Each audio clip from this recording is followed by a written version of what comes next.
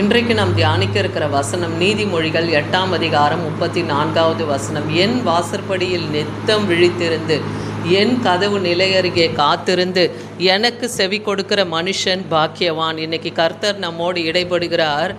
அவர் வாசற்படியில் நித்தமும் நாம் விழித்திருந்து அவர் கதவருகே காத்திருந்து அவர் வார்த்தைக்கு நாம் செவி கொடுக்கிறவர்களாக இருக்கும்போது தேவன் நம்மை பாக்கியவானாய் பாக்கியவதியாய் வைப்பார். ஏன்னா என்னை கண்டடைகிறவன் ஜீவனை கண்டடைகிறான், கர்த்தரிடத்திலே தயவும் பெறுவான்னு வேதவசனம் சொல்லுகிறத பார்க்குறோம்.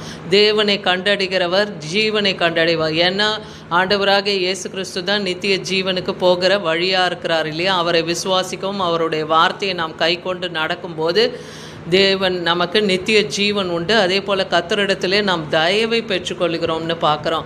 லூக்கா 11ஆம் அதிகாரம் 28வது வசனத்தில் தேவனுடைய வார்த்தையை கேட்டு அதை காத்து கொள்ளுகிறவர்களே அதிக பாக்கியவான் என்று வேதத்தில் எழுதியிருக்கு. அவர் வசனத்தை கேட்டு அதை காத்து கொண்டு நடக்கிறவர்களாக இருக்கும்போது நாம் பாக்கியவானாய் பாக்கியவதியாக இருக்க முடியும். லூக்கா 11:28 பார்க்குறோம். மத்தேயு 7:24 நான் சொல்லிய இந்த வார்த்தையை கேட்டு இவைகளின்படி செய்கிறவன் எவனோ அவன் கன்மலையின் மேல் தன் வீட்டை கட்டின புத்தியுள்ள மனுஷனுக்கு ஒப்பிடுவான்னு வேதவசனம் சொல்லுது. கர்த்தருடைய வசனத்தை கேட்டு நம்ம நடக்கும்போது கண்மலையாகிய கிறிஸ்து அவர் தான் நமக்கு நிலையான அஸ்திபாரம். அப்போ அவர் மேலே நாம் நம்பிக்கை வைத்து நம் வாழ்க்கையை கட்டும்போது நாம் ஒருபோதும் அசைய மாட்டோம். பெருவெல்ல மழை வந்தாலும் சரி இல்லையா, நிலநடுக்கம் எது வந்தாலும் சரி, எந்த ஒன்றும் நம்மை சேதப்படுத்தாதபடிக்கு தேவன் நம்மை பாதுகாப்பார். அதுதான் புத்தி உள்ள மனுஷன் தன் வீட்டை கண்மலையாக கிறிஸ்து மேலே கட்டுகிறவர்களாக இருக்கணும்னு வேதவசனம் சொல்லுது.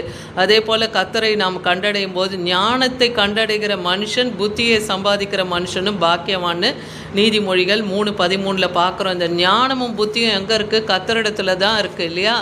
கர்த்தருக்கு பயப்படுதலே ஞானத்தின் ஆரம்பம். அவருக்கு நாம் பயந்து நடக்கும்போது அந்த ஞானத்தை நாம் கண்டடைகிறோம். புத்தியை நாம் சம்பாதித்து கொள்ளணும். தேவ வசனங்கள் எதெல்லாம் சொல்லி நமக்கு வழி காட்டுகிறதோ அதன்படி நாம் நடக்கிறவர்களாக இருக்கும்போது நாம் பாக்கியவான்களாய் பாக்கியவதிகளாக இருக்க முடியும். அப்போஸ்தலர் 2ஆம் அதிகாரம் 42வது வசனத்தில் அப்போஸ்தலர்கள் எல்லாரும் ஒரு மேல் வீட்டு அறையில் ஒன்றாக 120 பேர் கூடியிருந்தாங்க இல்லையா, பேதுரு முதல் கொண்டு. அப்போ அங்கே கூடியிருந்த போது எல்லா மனுஷரும் அப்போஸ்தலருடைய உபதேசத்திலையும் அந்யோன்யத்திலையும் அப்பம் பிற்கிறதுலையும் ஜபம் பண்ணுதலையும் உறுதியாய் தரித்திருந்தார்கள். ஏன்னா பரிசுத்த ஆவியின் வல்லமை அந்த 120 பேர் மேலேயும் பலமாய் இறங்கினதுன்னு பார்க்குறோம். அநேகர் தேசத்தார்கள் உடைய பாஷைகளில் அவர்கள் பேசுகிறத பார்த்து அங்கே கூடியிருக்கிற மக்கள்லாம் ஆச்சரியப்பட்டு பேதுருவுடைய வார்த்தையை கேட்டு உபதேசத்துலேயும் அவங்க அந்யோன்யத்திலையும் ஐக்கியத்திலும் அப்பம் பிடுதலையும் ஜபம் பண்ணுதலையும் உறுதியாய் பற்றி கொண்டார்கள்னு பார்க்குறோம். லூக்கா 10ஆம் அதிகாரம் 39ஆம் வசனத்தில் லாசருவுடைய சகோதரிகள் மார்த்தாள் மரியாள்னு 2 பேர் இருக்காங்க. அதில் மரியாள் எனப்பட்டவள் என்ன பண்ணுறா? கர்த்தருடைய பாதத்தில் உட்கார்ந்து அவருடைய வசனத்தையே கேட்டுக்கொண்டு இருக்கிறாள். ஆனால் மார்த்தாலோ அநேக காரியங்களை குறித்து கவலைப்பட்டு கொண்டு கலங்கி கொண்டு இருக்கிறார். அதனால் ஆண்டவராகிய இயேசு கிறிஸ்து சொல்கிறாரு, தேவையானது ஒன்றே, மரியாள் தன்னை விட்டு எடுபடாத நல்ல பங்கை தெரிந்து கொண்டால். அந்த நல்ல பங்கு ஆண்டவராகிய இயேசு கிறிஸ்துவும் அவருடைய வார்த்தையும் இல்லையா? அவருடைய வார்த்தையை நாம் கேட்டு அதன்படி நடக்கும்போது நமக்கு நித்திய ஜீவன் உண்டு இல்லையா? அவரை போல நாமும் வாழ முடியும். அதுதான் இங்கே சொல்கிறாரு. மார்த்தாளை பார்த்து, நீ எல்லா காரியங்களையும் உலக காரியங்களை குறித்தெல்லாம் நீ கவலைப்பட்டு கொண்டிருக்க, ஆனால் மரியாள் என்னுடைய பாதத்தை அவள் தெரிந்து கொண்டாள் அப்படின்னு சொல்கிறார். அதுதான் நல்ல பங்கை அவள் தெரிந்து கொண்டாள்னு பார்க்குறோம். சங்கீதம் 27:4 கர்த்தரிடத்திலே நான் ஒன்றை கேட்டேன். இங்கே தாவீது சொல்கிறார், நான் கர்த்தரிடத்தில் ஒன்றை கேட்டேன், அதையே நான் நாடுவேன். கர்த்தருடைய மகிமையை பார்க்கும்படியாகவும் அவருடைய ஆலயத்தில் ஆராய்ச்சி செய்யும்படியாக என் ஜீவனுள்ள நாளெல்லாம் அவர் ஆலயத்தில் தங்கியிருப்பதையே நாடுவேன்னு சொல்கிறார். தேவனுடைய ஆலயத்தில் தான் நமக்கு ஆகாரம் உண்டு இல்லையா? நமக்கு வேத வசனம் தான் நமக்கு ஆகாரம். அந்த ஆகாரம் அங்கே உண்டு. அதை தான் தாவீது சொல்கிறார், உம்முடைய ஆலய பிரகாரங்களிலே உம்முடைய வார்த்தையை நான் ஆராய்ச்சி செய்து கொண்டே என் ஜீவனுள்ள நாளெல்லாம் இருப்பேன்னு சொல்கிறார். அதே போல் சங்கீதம் 84:10 பார்க்குறோம், 1000 நாளை பார்க்கிலும் அது பிரகாரத்திலே செல்லும் ஒரு நாள் நல்லதுன்றார். ஆகமேய கூடாரத்திலே வாசமாக இருப்ப இந்த உலகத்தின் கூடாரங்கள்னால் அரண்மனை ஆகட்டும் அந்த மாதிரியான எல்லைகளில் இருந்தாலும் அதை பார்க்கிலும் தேவனுடைய ஆலயத்தின் வாசற்படியிலே காத்திருப்பது நான் தெரிந்து கொண்டேன்னு தாவீது சொல்கிறார். இன்றைக்கும் நம்ம தேவ ஆலயத்துக்கு போகிறதை நாம் விட்டு விடாதபடிக்கு தேவ ஆலயத்திலே நாம் காணப்படுகிறவர்களாயும் அவருடைய பிரசன்னத்திலே நிரம்புகிறவர்களாகியும் இருக்கணும். ஏன்னா அப்போஸ்தலர் நடவடிக்கைகள் 17ஆம் அதிகாரம் 11ஆம் வசனத்தில் பெராயா பட்டணத்தார் பாருங்கள், கர்த்தருடைய வசனத்தை கேட்க மனோவாஞ்சை உள்ளவர்களாக இருந்தாங்க. அவர்கள் காரியம் இப்படி இருக்கிறதா என்று தினந்தோறும் வேத வாக்கியங்களை அவர்கள் ஆராய்ந்து பார்த்ததினாலே தெசலோனிக்கேவிலே உள்ளவர்களை பார்க்கிலும் நற்குணசாலிகளாக இருந்தாங்க. அப்போ வேத வசனத்தை நாம் கேட்டு நடக்கும்போது நற்குணசாலிகளாகவும் தேவன் நம்மை விளங்கு பண்ணுவார். நீதிமொழிகள் 3ஆம் அதிகாரம் 18ஆம் வசனத்தில் அது என்று சொல்லப்படுகிறது எதுனா கர்த்தருடைய வேதம். அது தன்னை அடைந்தவர்களுக்கு ஜீவ விருட்சம். வேத வசனத்தை நாம் அடைந்தோம்னா ஜீவ விருட்சம். ஜீவ விருட்சம்னா அது என்றென்றைக்கும் ஜீவனோடு இருக்கக்கூடியது இல்லையா?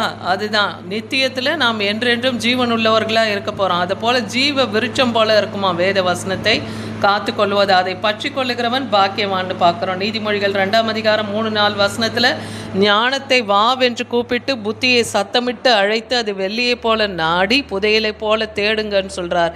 அப்படி நீங்கள் தேடினீங்கன்னா கர்த்தருக்குரிய பயம் இன்னதென்று அறிந்து கொள்ளுவீங்க, தேவனை அறிகிற அறிவியும் அடைவீர்கள் என்று வேதவசனம் சொல்லுது. லூக்கா 1ஆம் அதிகாரம் 6ஆம் வசனத்தில் இங்கே சகரியா எலிசபெத்து வயது மூப்பு அடைந்து கொண்டிருக்கிறாங்க. அவங்களுக்கு பிள்ளையே இல்லை. ஆனால் கர்த்தர் பாருங்கள், இருவரும் கர்த்தருடைய சகல கற்பனைகளை கை கொண்டு அவர் நியமங்களின்படியும் குற்றமற்றவர்களாய் நடந்து தேவனுக்கு முன்பாக நீதி உள்ளவர்களாக இருந்ததுனால அப்போது சகரியாவுக்கும் எலிசபெத்துக்கும் ஒரு பிள்ளையை தரார். அவர் தான் யோவான் ஸ்நானகன்னு பார்க்குறோம்.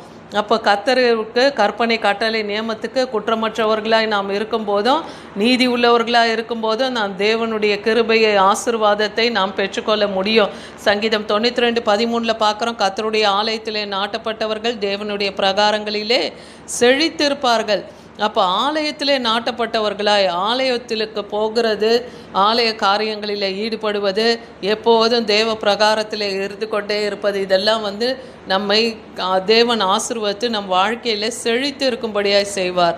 அந்த மன வாஞ்சை நமக்கு இருக்கணும். யாக்கோபு 1ஆம் அதிகாரம் 22-24 வசனத்தில் நீங்கள் உங்களை வஞ்சியாதபடிக்கு திருவசனத்தை கேட்கிறவர்களாக மட்டும் இல்லை அதன்படி செய்கிறவர்களாயும் இருங்கள்னு வேதவசனம் சொல்லுது. ஏன்னா ஒருவன் திருவசனத்தை கேட்டும் அதன்படி செய்யாதவன் கண்ணாடியிலே தன் சுபாவ குணத்தை பார்க்குறது போல இருக்கான். அந்த கண்ணாடியை கடந்து அவன் போன உடனே அவனுடைய நிலைமை, அவன் சுபாவத்தை அவன் மறந்து போய்கிறான். அவன் சாயலை அவன் இன்னதென்று அவன் மறந்து போகிறான்னு வேதவசனம் சொல்லுது. அதனால் சுயாதீன பிரமாணத்தை உற்று பார்த்து அதில் நீங்கள் நிலைத்திருக்கிறவர்களாக இருங்கிற கேட்கிறதை மறக்கிறவர்களாக இராதபடிக்கு அதற்கேற்ற கிரியைகளை செய்கிறவர்களாக இருக்கும்போது அப்படிப்பட்டவர்கள் தன் செய்கைகளிலே பாக்கியவான்களாக இருப்பார்கள் என்று வேதவசனம் சொல்லுது.